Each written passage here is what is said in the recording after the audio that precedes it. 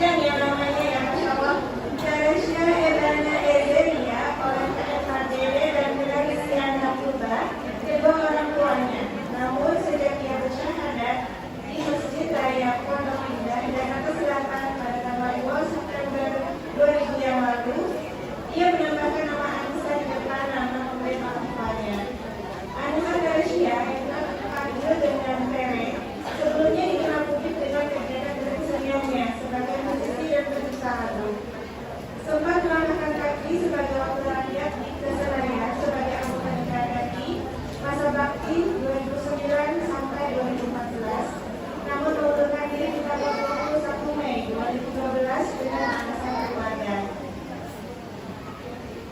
Beliau adalah lulusan Sarjana Komunikasi Fisip Universitas Indonesia tahun 2005 dan Magister Ilmu Komunikasi dari 2012 dan sempat mempelajari pendidikan profesi hukum hak kekayaan intelektual dan menjadi konsultan kekayaan intelektual sejak tahun 2015. Untuk aktivitas Ustazah Tere, sejak tanggal 6 Januari 2017 menjemput hidayah yang menutup aurat, lalu menimba ilmu sebagai santriwati Forum Harapan Quran An-Nasr Bintaro, sebuah lembaga kampus non pesantren hingga saat ini. Aktivitasnya saat ini adalah selain menjadi ibu rumah tangga dan santriwati, ia kerap menulis pesan dakwah di media sosialnya, menjadi motivator hijrah sembari membesarkan ilmu alam, di antaranya dengan komunitas akhwat dan salawat, titik temu, sobat An-Nasr dan amal bergerak Jakarta. Demikian sekilas tentang Ustazah Tere. Ibu di sini siapa yang tidak mengenal nih Ustazah Tere? Pasti insya Allah kenal semua ya ibu ya. Nah, saya juga dulu fans. Sekarang mari kita langsung saja menyimak tausiah dari Ustazah Tere. Ibu silakan Ustazah.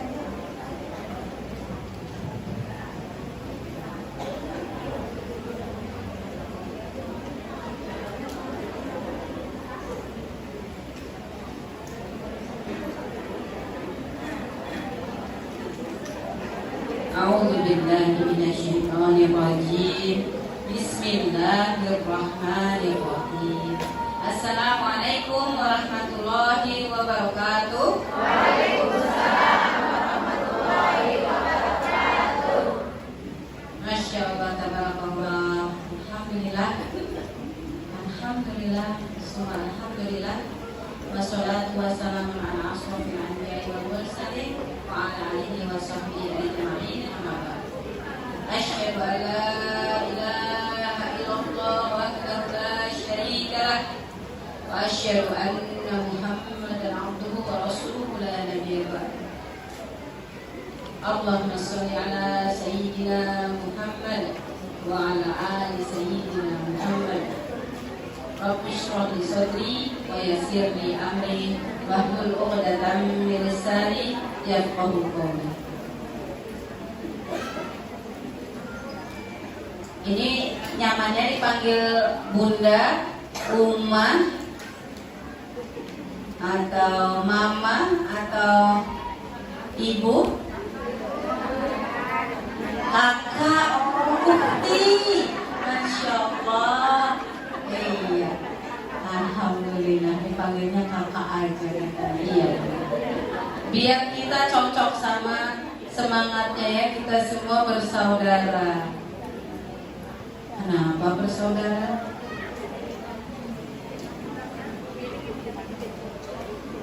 Ini nggak apa-apa, saya duduk gini aja atau perlu berdiri? Saya nyaman ya, baik. Iya. Baik, saya berdiri aja ya biar kelihatan semua ya.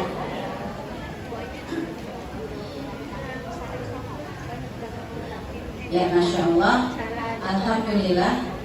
Puji syukur tiada terkira kepada Allah Subhanahu wa Ta'ala, Rabb yang Maha Agung, pencipta langit dan bumi, alam semesta beserta isinya, Tuhan kita semua yang tidak beranak, tidak diperanakan, dan tidak ada yang setara dengannya. Salawat dan salam juga tak lupa kita junjungkan kepada Nabi kita, uswatun hasanah kita, pembawa risalah kebenaran agama Allah, Al-Quranul Karim, yang menjadi panduan kita, menjadi contoh yang nyata bagaimana Al-Quran hidup dalam keseharian. Salawat dan salam kepada Nabi Muhammad sallallahu alaihi wasallam, seluruh keluarga, para sahabat, dan semua pengikutnya yang dulu, sekarang, dan yang akan datang. Semoga kita yang Allah izinkan pada pagi menuju siang di hari Sabtu pertengahan Rabiul Awal ini,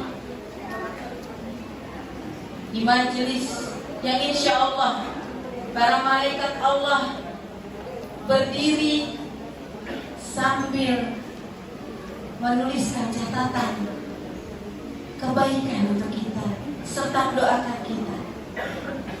Semoga kita semua adalah orang-orang yang paling beruntung dunia dan akhirat, karena Allah ridho kita mendapatkan syafaat dari Nabi kita, Nabi Muhammad sallallahu alaihi wasallam.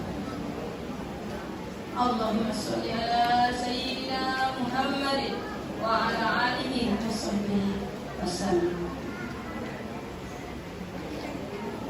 Baru beberapa hari yang lalu momentum kelahiran Nabi Muhammad SAW. Kita peringati dengan apa? Dengan Ibu Lian, Ukhti Bila sekalian. Pada sadar kemarin itu libur apaan? Karena ada juga gitu yang liburnya panjang ya, pakai hari kejepit nasional lagi katanya. Tapi nggak tahu kalau ada yang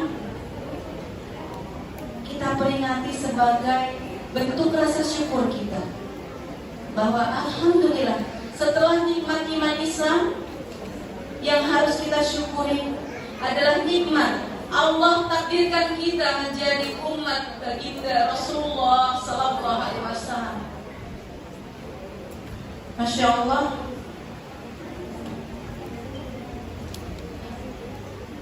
Lagi-lagi beruntungnya kita yang ada di tempat ini, insya Allah semuanya muslimah ya.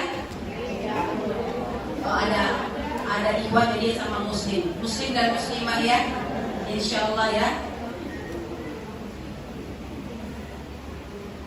Dari lahir sudah kenal Islam?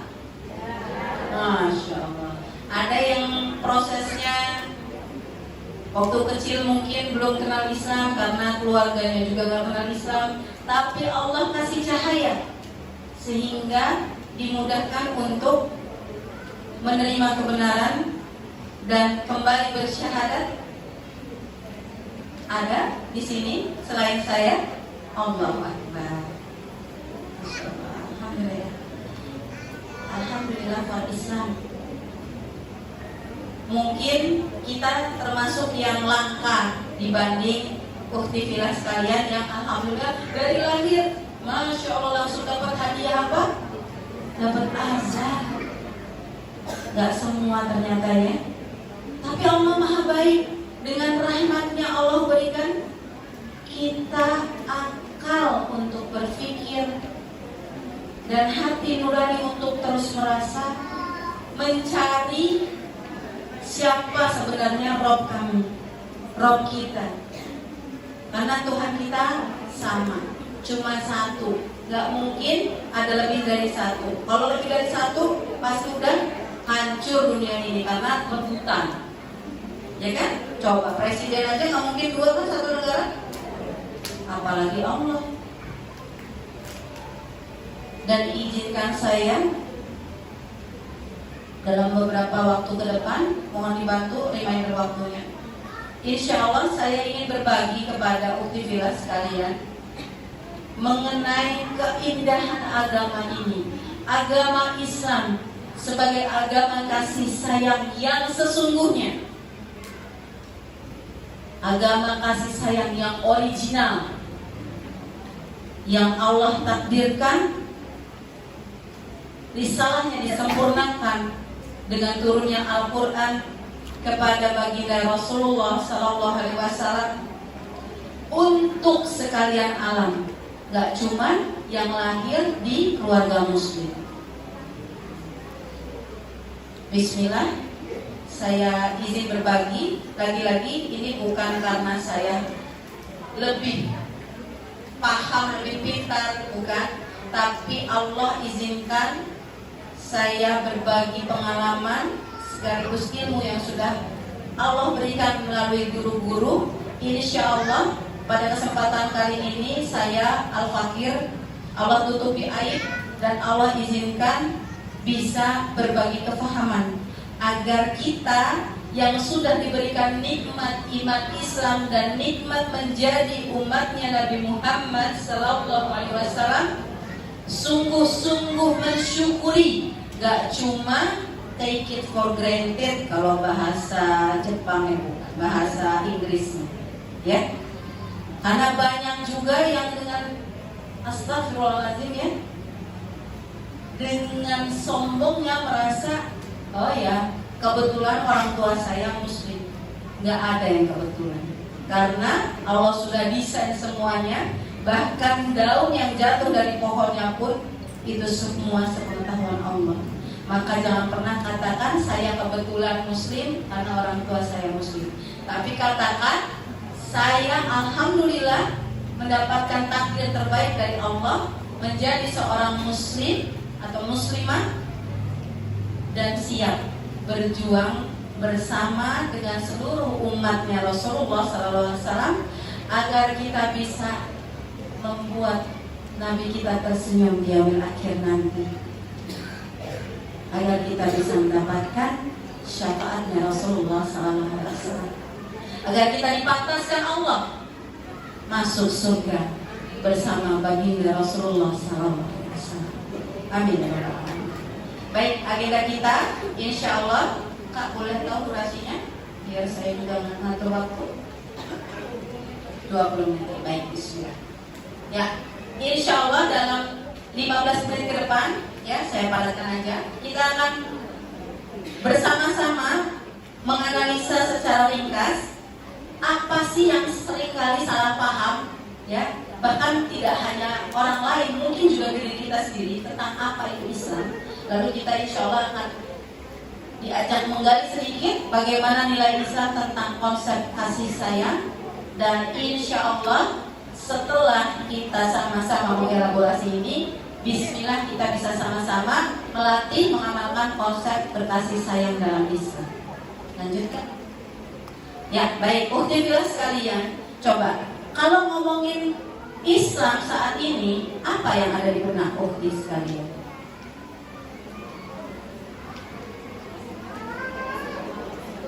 Rahmatan lil alamin, masya Allah. Lainnya? Banyak padahal definisi Islam ya, tiba-tiba diem. Subhanallah. Apalagi agama yang damai, selamat, terus lurus, berkasih sayang, fitrah, ya. Karena semua pun sejatinya muslim. Waktu di alam ruh, sayangnya kita nggak ingat ya.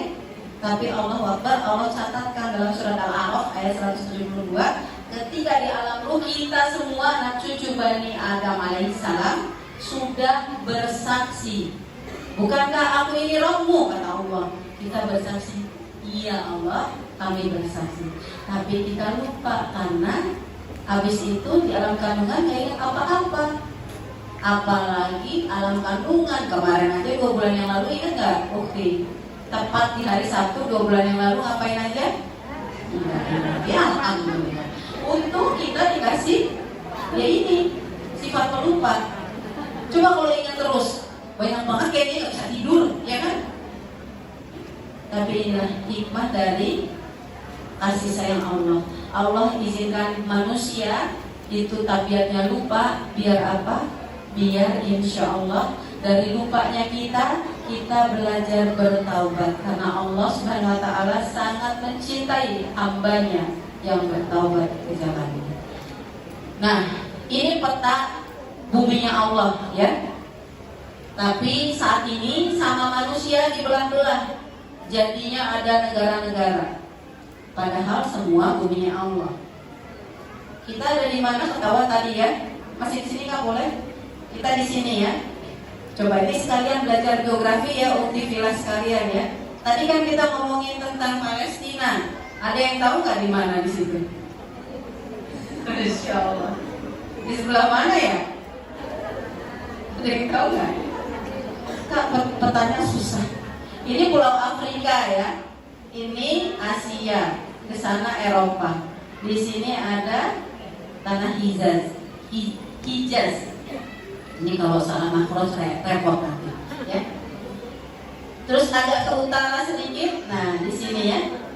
Di sini ada tanah yang diberkahi, Ardul Muqaddasah, yang di titik center of barokahnya ada Masjidil Aqsa, kiblat pertama umatnya Nabi Muhammad Sallallahu Alaihi Wasallam.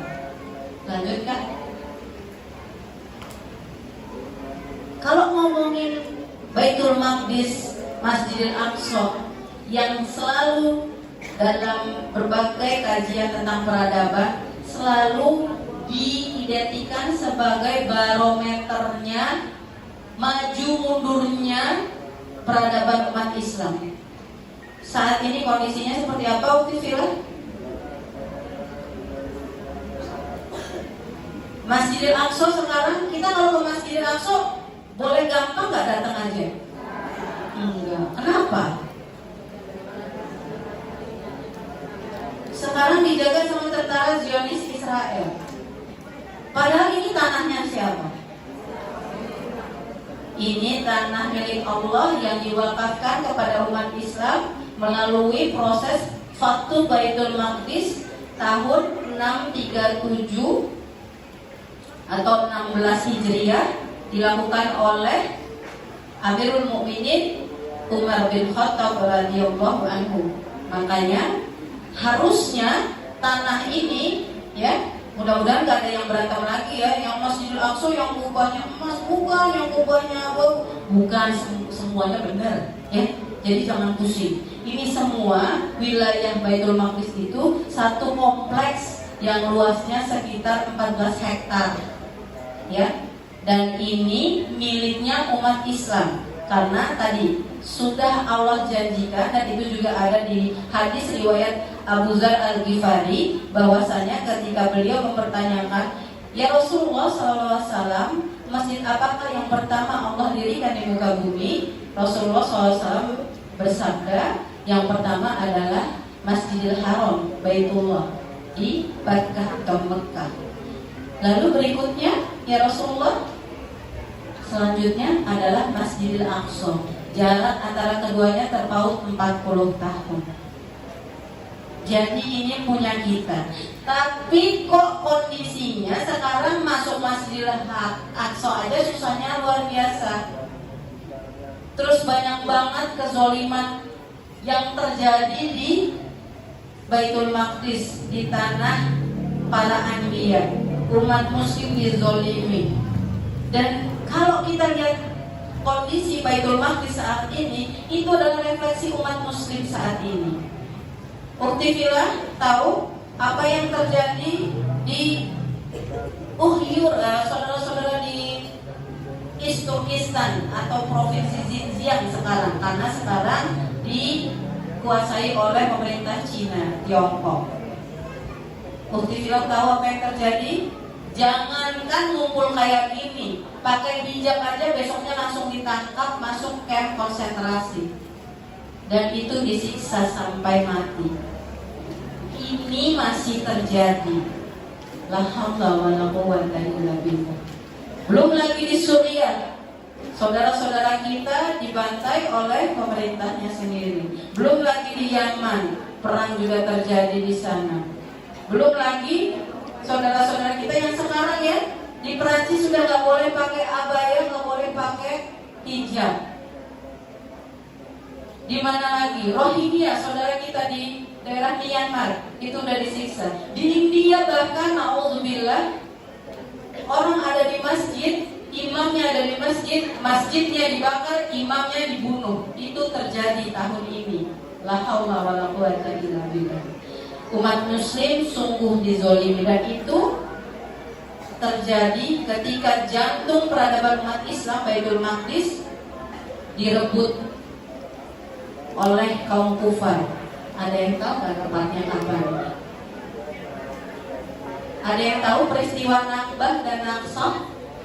Oh, kalau belum berarti habis itu belajar lagi ya Kak ya. Insya Allah habis ini dibuat lagi terusannya biar tambah semangat. Lanjut. Nah,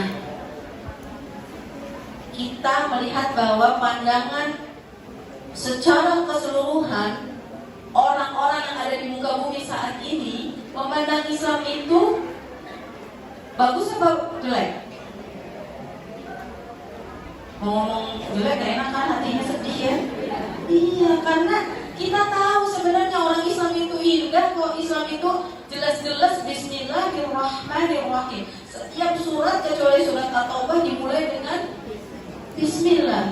Dan tetap aja jumlahnya 114 karena ada dalam satu surat yang lain disebutkan ketika Nabi Sulaiman membacakan Bismillahirrahmanirrahim itu tetap dihitung. Jadi secara keseluruhan dalam Al-Quran itu tetap ada 114 frase Bismillahirrahmanirrahim.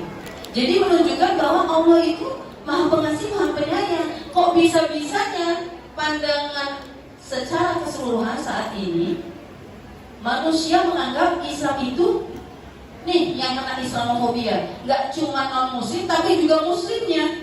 Yang muslim bilang Islam itu radikal. Makanya kemarin pada heboh, ya kan? Ditandai tuh katanya ulama-ulama radikal.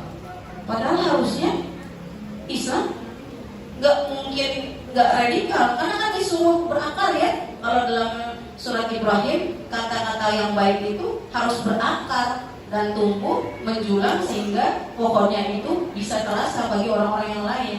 Mulainya dari apa? Kalimat syahadat. Karena dari situ paspornya nanti kita di akhirat. Tapi kondisinya saat ini udah gak dibilang radikal, intoleran. Dikit-dikit dibilangnya, wah gak toleran nih. Masa gak bisa sih nikah mixed marriage? Emangnya S2 mix begitu ya? Gak bisa. Karena memang Islam sudah menjelaskan itu. Terus image-nya nih biasanya, apalagi kita ya bukti bilang, oh yang tukang kawin itu ya nabinya, na'udzubillah. Sebelum saya mengenal Islam lewat Al-Quran, saya sempat terpapar yang kayak begini juga. Alhamdulillah, ya. Apalagi saudara-saudara saya yang non muslim ya, ini image-nya nih, udahlah teroris, tukang bikin perang, jahat, ya, mendiskreditkan perempuan, pokoknya yang jelek-jelek. Lanjut Kak, boleh? Jadi Islamofobia itu benar-benar terjadi setelah tadi ya, terutama peristiwa Naksah. Ya, Nakbah itu tahun 1948. Saya bikin cepat aja biar teman-teman bisa tune in. Ya, ketika banyak sekali ratusan desa di wilayah Baitul Maqdis, tanahnya orang-orang Palestina yang merupakan tanah wakaf umat Islam, itu dibakar, dihancurkan, orang-orangnya dibunuh, diperkosa, dibantai oleh Zionis yang merupakan ngakunya keturunan dari Bani Israel, padahal kalau dicek DNA-nya juga enggak, ya. Dan kemudian mereka mengklaim sehari setelahnya berdirinya negara Zionis Israel. Dan dilanjut pada tahun 67 itu ada peristiwa Naksor ketika Liga Arab bersatu, ceritanya mau melawan ini kan orang Zionis Israel ini kan cuma sedikit, kita bisa. Tapi semangatnya salah, bukan lillah, tapi sombong karena mau berangkat dengan spirit kami orang Arab. Padahal Nabi Muhammad SAW bilang di Haji Wada, gak ada bedanya wahai orang Arab maupun orang yang bukan Arab, kalau kalian itu patokannya bukan dari yang terlihat. Di hadapan Allah semuanya yang dilihat adalah ketakwaannya. Dan benar aja, hancur. Ya, gak usah lama-lama ternyata Zionis itu di backup sama Amerika dan Rusia. Padahal orang-orang Arab itu lengkap tuh ya, semua Liga Arab bersatu kalah total. Dan dengan santainya para tentara Zionis masuk melenggang ke Masjidil Aqsa, menistai kiblat pertama umat Rasulullah ini. Na'udzubillah. Kenapa bisa begitu? Ya karena ini kitanya juga lagi nggak akrab sama Al-Quran dan sunnahnya Rasulullah SAW. Karena memang Allah pergantikan dalam Al-Quran surat Ali Imran 140, Allah pergantikan setiap kepemimpinan itu untuk ngecek kualitas kita. Biasanya patokannya peradaban umat Islam itu akan menanjak ketika umatnya itu benar-benar interaksinya akrab, benar-benar sedekat itu. Tapi ketika kita menjauh bahkan melakukan banyak hal maksiat, gak heran Allah kasih ujian. Dan ini pola berulang. Setelah Umar bin Khattab radhiyallahu anhu itu sempat memberikan jaminan umariyah ya. Tapi gak lama kemudian itu waktu berganti tahun 1000 kurang lebih ya. 1000 berapa tuh berarti? 1090-an masuk salibis ya, pasukan salib dari Eropa, Prancis dan Inggris menyerang Baitul Maqdis. Alhamdulillahnya Allah kasih seorang mujahid, kemudian Allah kirim untuk memenangkan kembali Baitul Maqdis setelah 88 tahun kurang lebih dijajah pasukan salib. Ini bukti pada curtin kan kira-kira kalau saya ngomongin gini? Enggak. Oh berarti emang harus belajar karena kita sendiri nggak tahu. Ini sejarah kita. Kebanyakan dari kita mungkin absen karena pikirnya Islam tuh belajar alif ba ta sa, ya udah bisa ngaji, oke, yang penting bisa sholat, bayar zakat, naik haji jika mampu, terus udah. Tidak sesederhana itu, Ferguson. Banyak banget yang harus kita pelajari, tapi bukan berarti Islam itu ribet. Enggak, karena Islam itu lebih utama, lebih tinggi dari semua yang kita tahu gitu. Jadi makanya kita harus belajar. Dan ini dalam Al-Quran disebutkan dalam surat An-Nisa ya 174 bahwasanya Allah tuh ini ngasihnya tuh buat manusia loh, bukan ya ayyuhalladzina amanu, ya ayyuhan nas. Berarti untuk semuanya, bahkan yang nggak tahu kayak saya dulu. Saya nggak tahu kalau saya muslim, tapi alhamdulillah saya kenal sama Al-Quran. Jadi saya paham ternyata Islam itu bukan cuma buat orang yang dari lahir ada di keluarga muslim. Saya pun muslim, tapi saya belum sadar. Makanya saya butuh Al-Quran dan butuh paham tentang Rasulullah SAW agar saya bisa kembali pada fitrah saya. Lanjut Kak. Nah ini kondisi saat ini ya Uktivilas sekalian. Ini gambaran aja. Ada yang tahu nggak itu siapa? Siapa? Ini yang tahu nggak ini siapa ini? Bukan The Simpsons ya. Ini Trump. Iya, Donald Trump presiden sebelum Biden Amerika Serikat. Ini tahu siapa? Nggak tahu. Siapa ya? Ini musuhnya umat Islam saat ini. Perdana Menteri Israel saat ini. Sebelumnya juga sempat jadi Perdana Menteri, ketahuan korupsi, tapi ya kepilih lagi. Namanya Netanyahu. Benjamin Netanyahu. Kok harus tahu sih Kak? Ya iyalah, orang kita mau bikin bagaimana biar Baitul Maqdis bebas. Kalau kita nggak tahu kondisi di lapangan, gimana kita bisa bebasin? Tapi kan kita bisa bantu dengan donasi Kak.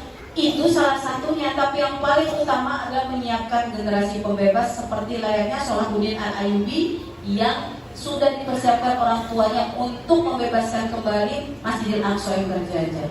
Ini Sudan, Bahrain, Uni Emirat Arab, Maroko sudah salaman. Belum maksudnya apa Kak? Sudah normalisasi. Mereka sekarang sudah mengakui keberadaan Zionis Israel dan melakukan serangkaian kerjasama. Berarti mengkhianati umat Islam. Lanjut Kak. Jadi harusnya gimana? Lagi-lagi ya, Islam memang dimulai dari bacalah, tapi bacalah secara kafah. Lanjut Kak. Karena Islam sejatinya bukan sekedar pas zaman Nabi Muhammad SAW aja. 571 Masehi ya, Nabi Muhammad SAW lahir. Tapi sebelum itu, sejak dunia ini belum diciptakan, sejak Nabi pertama yang diturunkan kepada manusia itu Nabi Adam alaihissalam hingga Nabi Muhammad SAW sebagai penutup, kita semua agamanya sama, Muslim, berserah diri. Tapi kalau dulu karena belum ada Al-Qur'annya, makanya dalam beberapa risalah disebutnya agamanya tauhid, mengesahkan Allah. Tapi sesungguhnya semuanya sama, dan tidak mungkin Al-Quran ini dibuat selain Allah, karena Al-Quran ini adalah kebenaran yang nyata. Gak ada yang kontradiktif ayatnya. Alhamdulillah saya sudah membuktikan lewat studi saya, sehingga Allah kuatkan saya untuk bersyahadat. Dan memang tidak ada keraguan di dalamnya, di mana turunnya di malam Qadar ya sebagai Huda dan Furqan. Lanjut. Jadi jangan pernah bilang ya, oh Yahudi nabinya Nabi Musa. Bukan. Itu mereka aja nyangkanya Nabi Musa buat Yahudi. Nabi Musa tuh Muslim. Terus Nabi Isa yang kalau saudara-saudara saya bilangnya Yesus, sama itu juga Muslim. Tapi mereka nyangkanya itu adalah Nabi plus. Kok plus? Iya, karena plus anak Tuhan katanya. Itu adalah pemahaman mereka. Tapi Allahu Akbar, Allah turunkan Al-Quran dengan message-nya ya ayuhan nas tadi ya, untuk semua manusia biar sadar, itu yang kemarin hoax, ini loh yang asli. Dan ini Al-Quran rahmat untuk seluruh alam. Makanya Allah kasihnya kepada makhluk terbaik ciptaannya, Nabi Muhammad SAW, yang memang akhlaknya paling mulia. Lanjut. Jadi inti ajaran agama Islam sebenarnya sederhana, Ukhtibillah sekalian. Dalam hadis Arba'in itu, saya yakin semua yang di sini pasti pernah dengar ceritanya ketika seorang mufassir atau seorang ini ya, jadi waktu itu Umar bin Khattab radhiyallahu anhu itu menceritakan ketika Nabi Muhammad SAW sedang ada liqa dengan para sahabat, lalu datang malaikat Jibril yang menyamar. Ada yang ingat kisah ini? Kayaknya waktu kecil berarti ketiduran kalau lagi kayak gini ya. Padahal pasti diceritain ya sama guru-guru. Ya, malaikat Jibril nyamar jadi seorang orang yang lagi safar gitu ya, datang. Tapi kok orang safar kok nggak kumuh, nggak kena debu, namanya juga di tanah Arab ya. Ini kok kinclong banget gitu. Para sahabat bertanya-tanya. Terus datang lagi hadap-hadapan sama Nabi Muhammad SAW sehingga lutut sama lutut beradu. Terus nanyanya kayak nggak wajar gitu ya, namanya orang belajar kok kayak begini gitu. Ya Rasulullah ditanyain, jelaskan padaku apa itu iman. Lalu Rasulullah SAW menjawab, iman itu berarti mengakui ya, beriman kepada Allah, para malaikat, kitabnya, Rasulullah ya, semua nabi, lalu pada hari akhir dan kepada takdir. Lalu apa itu Islam? Islam apa Bu? Masih ingat nggak? Jangan anaknya aja yang sudah ingat ya. Iya benar. Bersyahadat, sholat, ya, berzakat, terus puasa ya yang wajib bulan Ramadan, sisanya bila mampu, terus naik haji bila mampu. Lalu apa itu ihsan? Ihsan apa ya? Iya, beribadah seolah-olah Allah kita melihat Allah, paling tidak kita merasa dilihat Allah. Dan tunjukkan, jelaskan padaku kapan terjadinya kiamat. Lalu Rasulullah SAW bilang, yang ditanya nggak lebih tahu dari yang nanya. Ya udah tunjukkan kisi-kisinya gitu ya, tanda-tandanya. Ketika para penggembala di tanah Arab, orang Badui itu yang tadinya telanjang kaki udah bikin bangunan tinggi. Sekarang coba pada tahu nggak bangunan tertinggi ada di mana? Bukti di tanah Arab ya, Burj Khalifa yang kemarin buat syuting Dubai ya, itu semua di tanah Arab, di Semenanjung Arabia. Jadi boleh lanjut. Nah, dan satu lagi, ketika seorang ibu melahirkan majikannya. Sekarang banyak fenomenanya gitu ya. Nauzubillah, kasus banyak kasus akhir zaman yang nyata bagaimana seorang anak memperlakukan ibunya saking sadisnya, bahkan sampai yang kemarin ada yang bunuh ibu kandungnya sendiri. Nauzubillah. Ya, ini tanda yang nyata. Jadi sebenarnya Islam sudah menyiapkan semuanya, dan ini adalah yang tadi sedikit nanti baca aja, bahwa Allah sudah sempurnakan Islam sebagai agama kita dan Allah ridhoi. Dan ini perkataan ini adalah perkataan Rasulullah SAW ya, sebelum Rasulullah SAW berpulang, tepatnya di Haji Wada. Allah sudah memberikan risalah Al-Quran kepada Nabi Muhammad SAW, dan Nabi Muhammad SAW sudah membuktikan kebenaran Al-Quran dan menjadi Al-Quran selama hidupnya. Lanjut. Sehingga kita sudah punya wasiat ya, yang jelas, acuan Al-Quran, tuntunan Rasulullah SAW. Dan pada akhirnya poin dari diturunkannya Al-Quran itu adalah untuk menyempurnakan kesolehan akhlak, sebagaimana akhlak mulia Nabi Muhammad SAW. Lanjut. Nah, kalau ngomongin kebaikan, akhlak mulia, kan nggak mungkin ya akhlak mulia dengan kelakuan yang negatif, nggak mungkin ya. Rasulullah punya sifat apa aja? Pun sidik, amanah, fatonah, taqwa. Ini semua harusnya dimiliki juga sama kita, dan kita sudah dikasih tahu dalam Al-Quran berulang kali tentang betapa Allah Maha teliti dan Maha bijaksana, Maha mengetahui. Bahkan faman ya'mal mithqala dzarratin khairan yarah. Cuma sebiji zarah kebaikan nanti Allah akan kasih reward.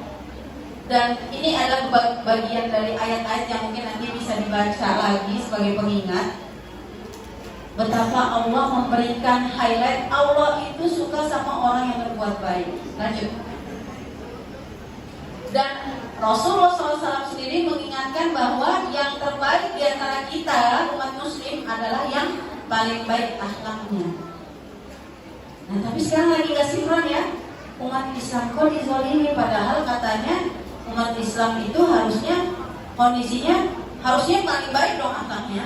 Berarti ada apa nih Bu? Ada apakah ini? Ada dusta di antara kita? Ada yang gak sinkron ya. Tapi bukan Islamnya, melainkan muslimnya. Islamnya adalah agama kasih sayang, tapi muslimnya mungkin belum sempat belajar, belum istiqomah belajar, atau lalai, atau sedang diuji sehingga tidak mampu menampilkan keindahan Islam, menampilkan akhlak Qurani, sehingga yang orang yang nggak ngerti Islam melihatnya justru sebaliknya. Na'udzubillah, semoga Allah berikan kita kekuatan untuk tidak hanya hadir di majelis ilmu, tapi juga mendapatkan ibrah, kefahaman, sehingga Allah kuatkan untuk kita mengamalkan. Karena kalau cuma sekedar di kepala tapi nggak keluar, itu namanya apa, Bu? Kenapa kamu tidak mengerjakan yang kamu katakan? Kan ada ya dalam Al-Quran ya. Kategorinya apa tuh? Fasik. Ujungnya munafik. Tempatnya kalau di surat An-Nisa 145, tempatnya di neraka. Nauzubillah. Jadi saya yakin semua tadi sudah mendapatkan informasi yang sangat mendalam dari Umi Fira tentang bagaimana keutamaan Baitul Maqdis. Tugas kita sekarang muhasabah yuk. Selama ini, selama usia kita Allah kasih, sudah berapa lama sih kita mikirin Baitul Maqdis? Apa baru di acara ini? Apa alhamdulillah sudah dari kemarin pas melihat Baitul Maqdis, Masjidil Aqsa dibom, ditembakin. Terus apa yang harus kita siapin? Siapkan minyak, kata Rasulullah SAW kepada Maimunah. Kalau kamu nggak sanggup ke sana, berikan minyak. Artinya apa? Hidupkan perjuangan saudara-saudara kita di sana.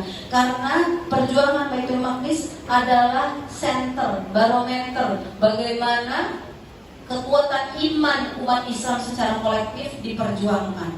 Saat ini Baitul Maqdis dalam kondisi tidak baik-baik saja, dan banyak sekali umat muslim yang sudah jadi pengkhianat. Na'udzubillah. Tapi Allah memberikan pilihan kepada masing-masing dari kita untuk menentukan mau ada di pihak mana.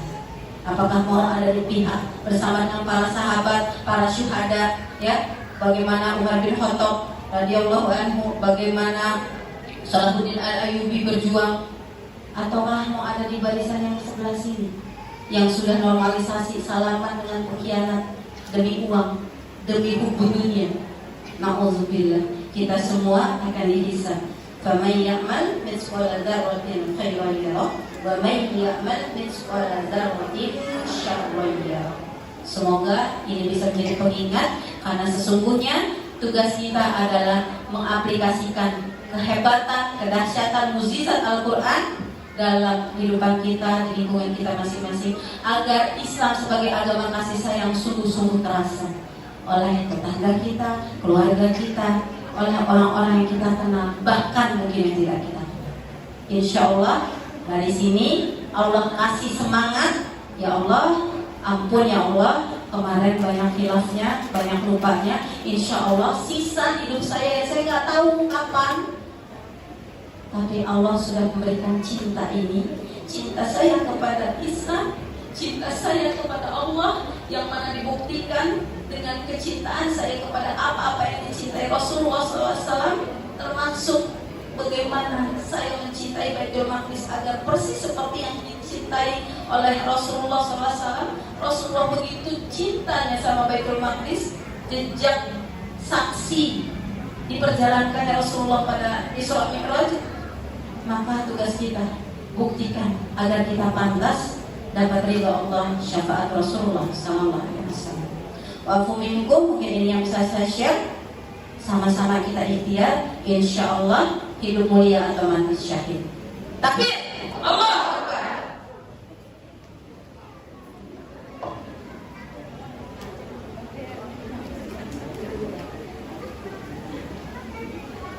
Insya Allah, tabarakallah.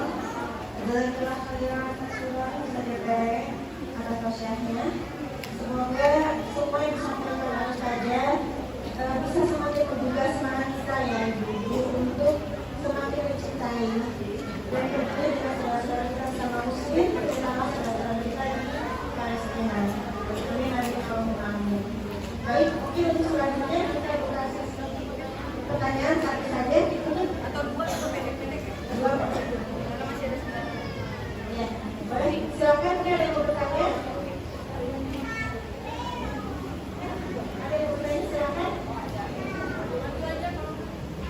Iya boleh. Daripada penasaran ya. Assalamualaikum warahmatullahi wabarakatuh. Ya, Ustazah Tere, saya mau bertanya, apakah ada gerakan atau action khusus untuk orang-orang yang membuat orang-orang Islam atau orang-orang Muslim menjadi Islamofobia? Karena kan seperti kalau kita dari Palestina itu udah jelas gitu ya, ada gerakannya. Tapi kan kalau kayak orang-orang Islam yang melakukan tindak kejahatan dan membuat orang-orang non-Muslim menjadi Islamofobia, apakah ada gerakan khusus atau action khusus yang kita lakukan untuk mereka gitu? Karena sepertinya itu juga masalah yang sulit juga gitu ya untuk orang-orang Islam yang berpemikiran gitu. Itu aja yang saya tanyakan. Terima kasih. Wassalamualaikum warahmatullahi wabarakatuh. Waalaikumsalam warahmatullahi wabarakatuh. Satu lagi pertanyaan? Atau satu aja? Satu dulu aja. Satu aja. Ya, bismillah. Lagi-lagi ini adalah bukti nyata ya, bukti bila sekalian, bahwa yang hak dan yang batil itu senantiasa ada dalam posisi peperangan. Dan sekarang bedanya kita sama saudara kita di Palestina, kalau mereka perangnya pakai fisik, ya, insya Allah ketembak sama Zionis, Allahu Akbar, pulang meninggal, insya Allah syahada. Kalau kita perangnya di kepala, namanya Ghazul Fikr, perangnya perang pemikiran. Makanya hasilnya banyak yang Muslim tapi Islamofobia. Karena apa? Karena memang mereka membuat serangkaian strategi untuk menghancurkan umat Islam dengan makar-makarnya. Di dalam Al-Quran selalu dibahas dan dalam sirah dijelaskan bagaimana mereka berusaha segitunya supaya umat Islam itu nggak lagi pegangan sama Al-Quran dan goyah imannya, sehingga dari situ mereka masuk untuk memecah belah kita. Makanya Al-Quran selalu ingetin kita Atilullah wa atil Rasul, ya kan? Supaya nggak ada ruang untuk kita dipecah belah. Dan kalau sudah begini mesti gimana? Saudara saya ada tuh yang bilang, ngapain sih kamu bantuin Palestina? Kan di sana banyak teroris di Gaza. Karena nggak ngerti. Maka tugas kita sebagai muslimah yang sudah Allah kasih nikmat kepahaman ilmu adalah menyampaikannya dengan cara yang baik. Memang nggak mudah, tapi bukan berarti mustahil. Karena kalau kita sudah minta sama Allah, pasti akan ada jalan keluarnya. Tugas kita sekarang memang nggak bisa jihad fisik, dan saya yakin kalau kita jihad fisik sekarang, kita yang ada pada nangis semua ya. Nggak kayak saudara-saudara kita di Palestina siap gitu. Yang ada belum apa-apa, astagfirullahaladzim ya Allah, astagfirullah, pada gitu semua. Tapi kalau kita lihat pejuang-pejuang Robito di sana, udah ditangkap, udah dieksekusi ya, banyak ya yang qadarullah sampai kebunuh segala macam. Tapi mentalnya sudah kuat karena apa? Hatinya ini sudah terpaut penuh. Hati ini bisa keikat gitu gimana? Karena Allah kasihkan akal sehat. Akal sehat dari mana? Dari ilmu. Makanya PR pertama saat ini jihad ilmu. Pelajari semua yang terkait dengan Baitul Maqdis. Saya ingat kemarin tuh ada di IBF ya, Islamic Fair, ada buku satu yang namanya Nakba ya, kalau nggak salah. Karena banyak yang belum ngerti saya ngomong apa tadi kan. Nah, insya Allah baca bukunya. Saya lihat tadi sudah ada bukunya. Silakan dibaca ya, tapi kayaknya harus dibeli dulu bukunya ya, biar dapat rezeki barokah kan. Insya Allah ilmu yang berkah akan Allah kasih hadiah kepahaman, dan akan Allah kuatkan kita untuk melakukan serangkaian kebaikan, sehingga insya Allah kebaikan kita nanti akan jadi hujan di hadapan Allah, bahwa kita ada di barisan golongan yamin bersama Rasulullah SAW. Amin ya Allah. Baik, jadi ini juga nanti selepas acara bisa silakan ke bazar di lorong ya, untuk lihat-lihat, mungkin ada yang bisa dibeli di sana. Untuk selanjutnya Ustazah, boleh minta Ustazah bertanya